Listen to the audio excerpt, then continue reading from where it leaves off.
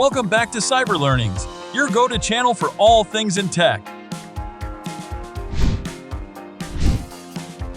Today, we will guide on using the Google Lens app. Step 1. Download and install the Google Lens app. To get started, head to your App Store and search for Google Lens. Download and install the app onto your device. Step 2. Translate images.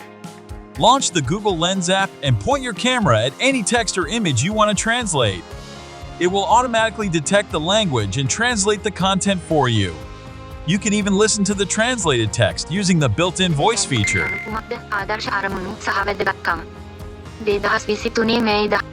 Step 3. Extract text from images. If you've taken a photo with text that you want to extract and highlight the text you wish to copy, then tap Copy to save it to your clipboard.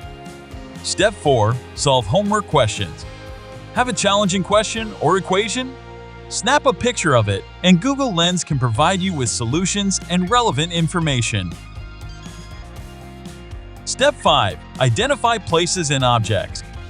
When you stumble upon interesting places or objects, use Google Lens to capture a photograph.